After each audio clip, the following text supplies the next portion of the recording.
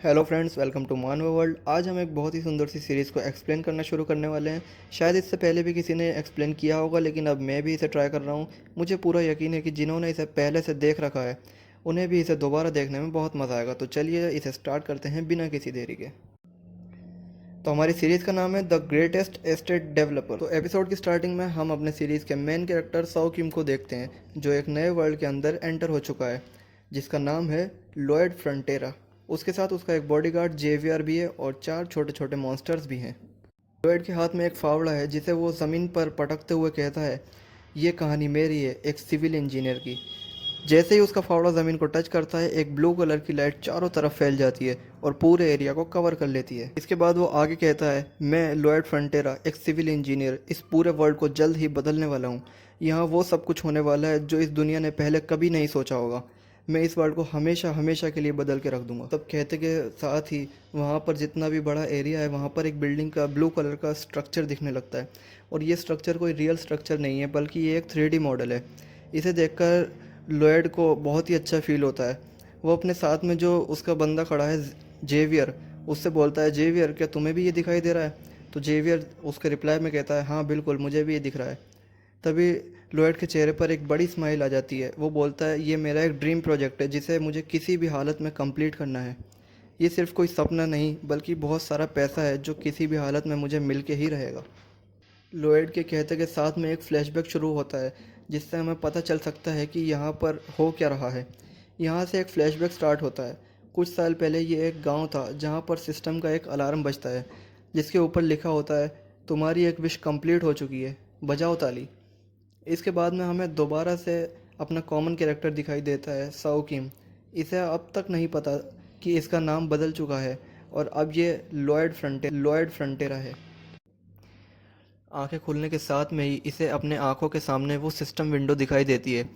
उसके बाद में सिस्टम विंडो पे लिखी हुई सारी चीज़ें बदल जाती हैं। वहाँ पर लिखा होता है, तुम नाइट ऑफ ब्लड के एक कैरेक्टर बन चुके हो। साउकिम ये नाम सुन के काफ़ी हैरान हो जाता है और बोलता है, नाइट ऑफ ब्लड, इसे तो मैं जानता हूँ। ये वही नॉवल है जो मैं लास्ट टाइम पढ़ रहा था और इस नॉवल को पढ़ते पढ़ते ही मुझे नींद आ गई थी।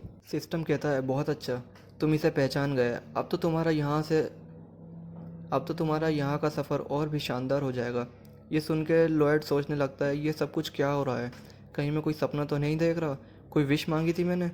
शायद जब मैं वो नॉवल पढ़ रहा था उस वक्त ही मैंने कुछ अजीब चीज़ खा ली होगी, जिसका असर अब मेरे सर पे हो रहा है। शायद मुझे कोई हैंगओवर हो गया है और ये कोई सपना है। ये सोचने के बाद साउकिम अब इंतज़ार करने लगता है। कुछ सेकंड्स के अंदर वो खुल जाएगी, लेकिन ऐसा कुछ भी नहीं होता। तभी वो काफ़ी शॉक हो जाता है। जल्दी से उठते हुए कहता है, नहीं, ये सपना नहीं है। इसका मतलब मैं सच में किसी दूसरे वर्ल्ड के अंदर आ चुका हूँ। दूसरे वर्ल्ड में हूँ, तो अब तक मैं यहाँ पे ज़मीन पर क्यों पड़ा हूँ? मेरा सर रेत को क्यों टच हो रहा है? ये सोचता हुआ जब लॉयड उठता है, तो उसे पता चलता है कि वो इस टाइम पर एक सड़क पर है। उसके हाथ पांव बिल्कुल भी सही तरीके से काम नहीं कर रहे हैं। वो ठीक से उठ भी नहीं पा रहा। पूरी बॉडी कांप रही है। तभी उसके होंठ भी सूख जाते हैं। पूरा मुंह बुरी तरीके से अकड़ जाता है। वो कहने लगता है, ये सब कुछ क्या हो रहा है? मेरा चेहरा पूरी तरीके से अकड़ने लगा है। अब तो मैं कुछ कह भी नहीं पा रहा। वजह से है क्योंकि तुम काफ़ी टाइम से ज़मीन के ऊपर लेटे हुए थे। ये एक हेल्थ इंजरी है जो ठीक हो सकती है। इस सिस्टम विंडो को देखते ही साओकिम बहुत इरिटेट हो जाता है। वो ज़ोर से सिस्टम पर अटैक करते हुए कहने लगता है, ए बकवास बंद करो, मुझे सब कुछ पता है। इसके बाद साओकिम अपने जबड़े को ठीक करते हुए कहने लगता है, जहाँ तक मैंने उस स्टोरी को पढ़ा था, उस पूरी स्टोरी के अंदर सिर्फ एक ही बंदा था जो कि सड़क के ऊपर इस तरह से लेटा हुआ था और उसका जबड़ा हिल गया था। उसका नाम था। इसी समय पीछे से आवाज़ आती है, मास्टर लॉयड, तो फिर आप यहाँ हैं? आपको पता है मैं कितने लंबे टाइम से आपको ढूंढने की कोशिश कर रहा हूँ? ये कहते हुए एक बंदा उसके पास आता है जिसके पास एक स्वॉर्ड है। ये एक सोल्जर है और दिखने में काफ़ी ज़्यादा हैंडसम भी है। वो यहाँ पर आते हुए कहने लगता है, टाइम हो चुका है, अब आप मेरे साथ लौट जाएं। इस बंदे को देखते के साथ ही साओकिम इसे पहचान जाता है और ये सोचने लगता है, ये तो जेवियर है। नॉवल के अंदर इसकी शक्ल बिल्कुल ऐसी दिखाई देती थी। ये एक बहुत ताकतवर सोल्जर है जिसे फेडेरा फैमिली के सबसे बड़े बेटे की रक्षा का काम दिया गया है। उसका नाम भी लॉयड फ्रंटेरा है और यहाँ पर मुझे ये बुलाने के लिए आया है, जिसका मतलब ये है कि ये लॉयड फ्रंटेरा, जो कि फ्रंटेरा के सभी रिसोर्सेज का अगला मालिक बनने वाला है, वो मैं हूँ। और एक और चीज़ क्लियर हो जाती है, मैं इस नावल के अंदर आया हूँ लेकिन इसके बावजूद मैं मेन कैरेक्टर नहीं हूँ। असल मेन कैरेक्टर जेवियर है। मुझे असल में एक साइड कैरेक्टर का रोल दिया गया है जिसका नावल के अंदर कुछ ख़ास रोल नहीं था। साउकिम जब ये सोच सोच कर परेशान हो रहा होता है, अ, वहीं जेवियर को कुछ समझ में नहीं आ रहा होता है असल में हो क्या रहा है। बस जेवियर वहाँ सामने की तरफ खड़ा होकर लॉयड की इन हरकतों को देखकर हंसने लगता है। यहाँ से सीन शिफ्ट होता है, हमें कैसल का सीन दिखाई देता है। ये लॉयड फ्रंटेरा का कैसल है जहाँ पर ये बॉडीगार्ड जेवियर एक चिमनी को सेटअप कर रहा है ताकि इस रूम को अच्छी तरह से गर्म किया जा सके। करते हुए लॉयड से वो बोलने लगता है कि आपको सच में नहीं पता आप किस तरीके से वहाँ सड़क के बीच में पहुँच गए थे और वहाँ बेहोश हो गए थे। लॉयड बोलता है, मैंने कहा ना मुझे कुछ भी याद नहीं है, तुम मुझे बताओ जेवियर। जेवियर कहता है, कल सुबह आपने सब जगह पर आतंक मचा दिया था, गुंडे की तरह हर जगह पर तोड़फोड़ मचा रहे थे। इसके बाद में आप वहाँ से भाग गए। ये सब कुछ आपके बहुत ज़्यादा पीने की वजह से हुआ है। उस टाइम पर आपके अपनी बॉडी के ऊपर बिल्कुल भी काबू नहीं रहता। आपके भाग जाने के बाद में लॉर्ड ने मुझे ऑर्डर दिया कि मैं किसी भी तरीके से आपको ढूंढूं और आपको वापस लेके आऊं, और फिर उसके बाद में मेरी मुलाकात आपसे हुई उस सड़क के बीच में। जेवियर ये सब कुछ कह रहा होता है, इसी टाइम पर लॉयड का पूरा ध्यान वहाँ फर्श के ऊपर होता है जो कि अभी भी पूरी तरह ठंडा है। वहाँ पर चिमनी जल रही है लेकिन इसके बावजूद भी रूम अब तक पूरी तरह से गर्म नहीं हुआ है। और क्योंकि लॉयड इंजीनियर है इसीलिए ये चीज़ उसको थोड़ा सा परेशान करने लगती है। तभी जेवियर बोलता है, अब आपको थोड़ा आराम कर लेना चाहिए। कल सुबह मैं आपसे फिर से मिलने के लिए आऊँगा और आपको सब कुछ बताऊँगा कि यहाँ पर क्या हुआ है।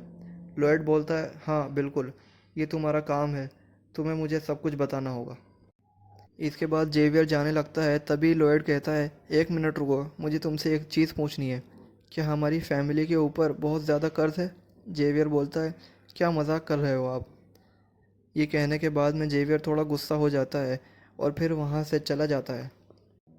लॉयड सोचने लगता है, मुझे अच्छे तरीके से याद है, मैं ठीक इसी जगह की स्टोरी को कल रात को पढ़ रहा था और फिर उसके बाद मैंने इस पूरी नॉवल को एकदम एंड तक पढ़ लिया था। मुझे अच्छे तरीके से पता है लॉयड फ्रंटेरा के साथ में एंड में जाकर क्या होगा। इस नॉवल के एंड तक लॉयड फ्रंटेरा के ऊपर बहुत ज़्यादा कर्जा होगा। उनकी सारी ज़मीन उनसे छीन जाएगी। बहुत सारी गलत शर्तों को उनके ऊपर थोप दिया जाएगा। वो बहुत ज़्यादा गरीब बन जाएंगे जिसके बाद में एंड में उनके पास सुसाइड करने के अलावा कोई दूसरा रास्ता नहीं होगा। सबसे पहले लॉयड फ्रंटेरा के पेरेंट्स खुदकुशी करेंगे और उस टाइम पर लॉयड डिसाइड करेगा कि उसे अपनी लाइफ थोड़ी और लंबी जीनी है, जो कि कुछ ख़ास अच्छी नहीं होगी। पूरा लाइफ भिखारियों की तरह जीना पड़ेगा, सिर्फ एक नशेड़ी की तरह जो हमेशा शराब के नशे में डूबा रहेगा, अपने गम को छुपाते हुए। और ऐसे ही शराब पीते पीते आखिरी में लॉयड फ्रंटेरा की भी डेथ हो जाएगी और उस टाइम पर उसके साथ कोई भी नहीं होगा जो उसे संभाल सके। ये सब कुछ याद आने के साथ ही सौ जल्दी से उठ जाता है और फिर कहने लगता है, नहीं ऐसा बिल्कुल नहीं हो सकता, मैं अपनी लाइफ को ऐसा नहीं बनने दूंगा। मुझे यहाँ पर किसी भी हालत में ऐसे जानवर की ज़िंदगी नहीं जीनी है जिसका कोई शुरुआत और कोई अंत ना हो। लावारिस मौत, मैं ये सब नहीं चाहता हूँ। इसी समय लॉयड को एक स्क्रीन शो होती है जिसके ऊपर लिखा होता है, तुम्हारी विश को एक्सेप्ट कर लिया गया है, अब तुम्हारे पास में एब्सोल्यूट की स्किल है। सेम ये स्किल लॉयड ने थोड़ा टाइम पहले भी देखी थी जब वो बेहोश था। इसे देखकर वो कहने लगता है, ये किस तरह की बेकार स्किल है और कौन सी विश, मैंने तो कोई विश मांगी भी नहीं। छुपके से वो विश है जिसकी वजह से मुझे इस नॉवल का एक साइड कैरेक्टर बनाया गया है। ये सब कहने के बाद में लॉयड परेशान होकर वापस हो जाता है। यहाँ से हम अगले दिन को देखते हैं। लॉयड के इस महल के अंदर दो बंदे एंटर करते हैं। एक तो उसका बॉडीगार्ड है और दूसरी है लॉयड की मदर। ये दोनों की दोनों लॉयड के सामने खड़े होते हैं। उसकी मदर लॉयड से बोलने लगती है, कल रात को तुमने जो कुछ भी किया था वो सब कुछ बिल्कुल भी ठीक नहीं था। हमें पता चला कि तुमने पब में जाकर वहाँ पर तोड़फोड़ मचा दी थी, जो कि बिल्कुल सही नहीं है। इसके बाद में सामने की तरफ लॉयड दिखाई देता है, जिसको उसको इस सब के बारे में बिल्कुल पता ही नहीं है। वो बहुत बुरी हालत में है, बुरी तरह थका हुआ है। इस लेडी की बात सुनकर वो सोचने लगता है, मैंने तो ऐसा कुछ भी नहीं किया। मुझे याद है मैं वो बुक पढ़ रहा था, फिर उसके बाद मैं इस वर्ल्ड में आ गया। फिर वो लेडी बोलती है, मैं तुमसे आखिरी बार रिक्वेस्ट कर रही हूँ, प्लीज़ उस पब के अंदर जाओ और इस बार उनसे माफ़ी मांग लो। लॉयड सोचता है, मुझे अब उस गलती की माफ़ी मांगनी पड़ेगी जो कि अभी तक मैंने की ही नहीं। मैंने तो इस बॉडी को एकदम एंड नाइट में कंट्रोल करना शुरू किया था, लेकिन उससे पहले तो असली लॉयड इसे कंट्रोल कर रहा था। उसने जो गंद किया है उसका भुगतान भी मुझे करना पड़ेगा। लेकिन चलो ठीक है, अभी फ़िलहाल मैं इस बॉडी को कंट्रोल कर रहा हूँ तो ये सब कर देता हूँ। ये सोचकर वो इस लेडी से बोलता है, ठीक है, मैं इसके लिए तैयार हूँ। मैं उनके पास जाके माफ़ी मांग लूँगा। ये सुनने के बाद लेडी और जेवियर दोनों ही काफ़ी शॉक हो जाते हैं। इनको बिल्कुल भी उम्मीद नहीं थी कि लॉयड उनकी बात मान जाएगा। इसके बाद में हम इस किले के बाहर इस गांव का सीन देखते हैं। दिन हो चुका है। यहाँ पर इस एरिया में काफ़ी सारे लोग काम कर रहे हैं। उनके पास अपनी बहुत सी चीज़ें हैं। इसी वक्त इनमें से एक विलेजर दिखाई देता है। लॉयड और जेवियर दोनों ही उसकी तरफ आ रहे हैं। उन दोनों को देखते ही ये जल्दी से दीवार की तरफ मुड़ के बैठ जाता है।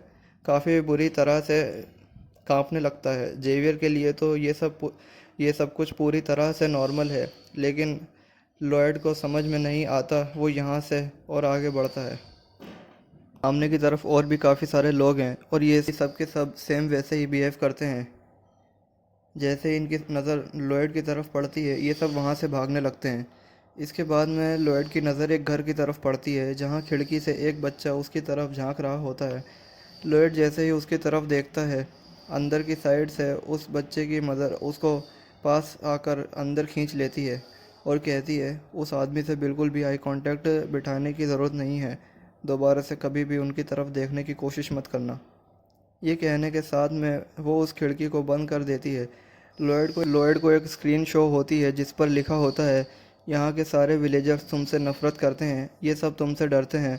लॉयड कहता है, तुम्हारा शुक्रिया, मुझे तो अब तक ये बिल्कुल पता ही नहीं चला था।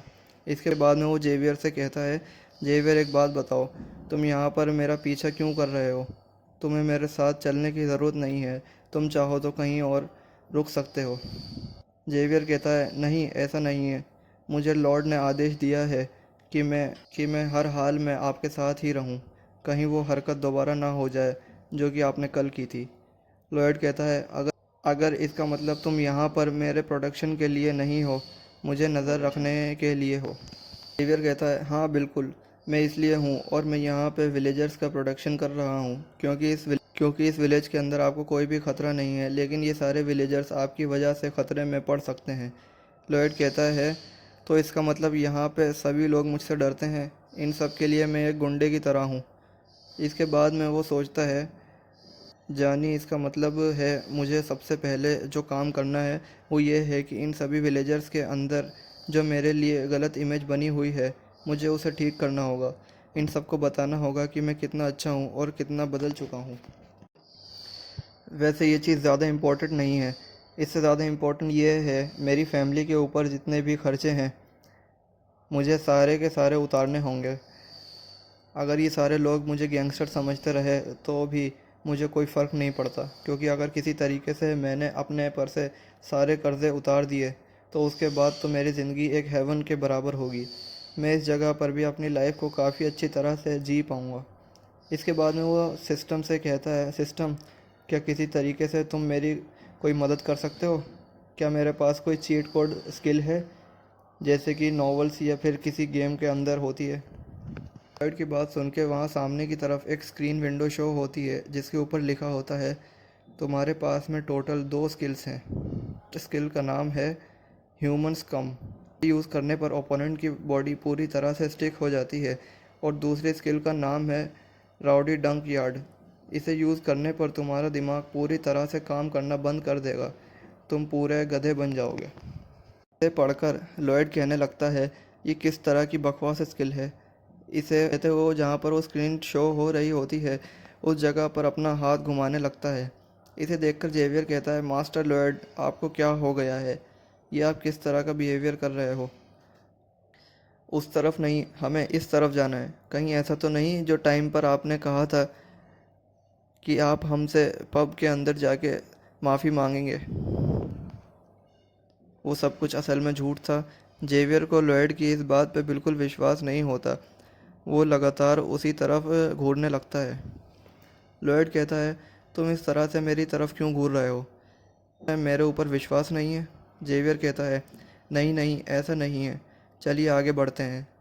इसके बाद में ये दोनों एक दुकान के पास में पूछते हैं ये वही पब है। इसके अंदर लॉयड एंट्री करता है और लॉयड के इस पब के अंदर जाने के साथ ही जेवियर को शक हो जाता है कि ज़रूर लॉयड को कुछ ना कुछ हो गया है। क्योंकि अब तक जेवियर को लग रहा था कि लॉयड ज़रूर कुछ ना कुछ ऐसा करेगा जिससे उसे माफ़ी ना मांगनी पड़े। लेकिन जब वो पब के अंदर एंट्री कर चुका है तो इसका मतलब वो सच में यहाँ पर माफ़ी मांगने के लिए आया है।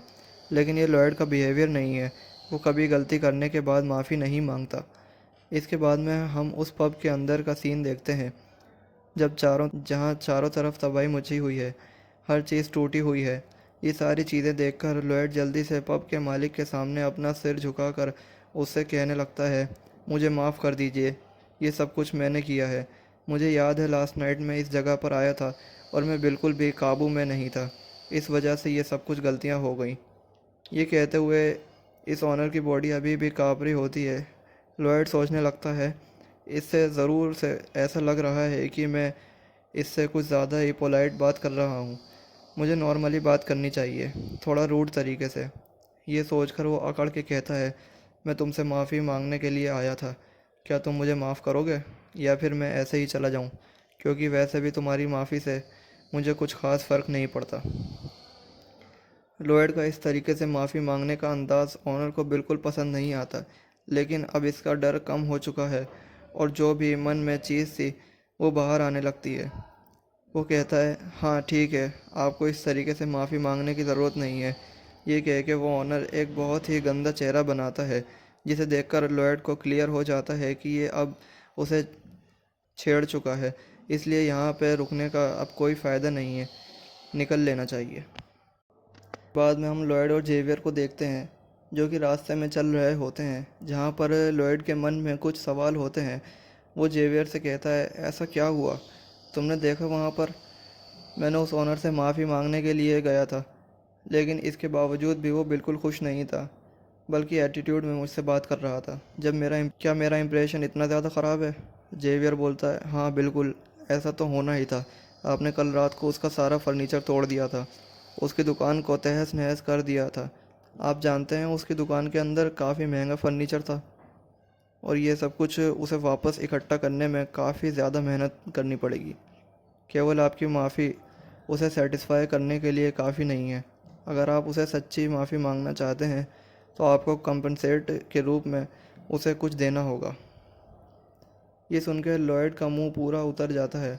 वो सोचने लगता है मैं उससे कंपनसेट दूं? पहले मेरे ऊपर दुनिया भर का कर्ज़ा है और अब इस तरह का एक और कर्ज़ा मैं अपने सर पे ले लूं? नहीं, मुझ में इतनी क्षमता नहीं है। वो मान ले तो माने, अगर वो नहीं मानता तो भी मुझे कुछ ख़ास फ़र्क नहीं पड़ता। फिर ये कहता है और आपको ये बात बताऊं, उस ऑनर की माँ की हालत भी काफ़ी लंबे टाइम से ख़राब है, वो काफ़ी बीमार है। ऑनर काफ़ी मुश्किल से तैयारी कर रहा है कि किसी तरीके से उसकी माँ का इलाज करा सके, लेकिन आपने जो उसकी दुकान के अंदर तोड़ फोड़ मचाई है उस वजह से अब वो बिल्कुल भी ये सारी तैयारियां नहीं कर पाएगा। मुझे तो नहीं लगता है कि वो किसी भी तरीके से अपनी माँ का इलाज कर पाएगा। जेवियर ये सब कुछ कह रहा है लेकिन लॉयड का इस चीज़ पे बिल्कुल ध्यान नहीं है। वो सोचता है मुझे याद आ रहा है जिस टेबल पर सुबह उठा था तब भी मेरे रूम का फर्श पूरी तरह ठंडा था।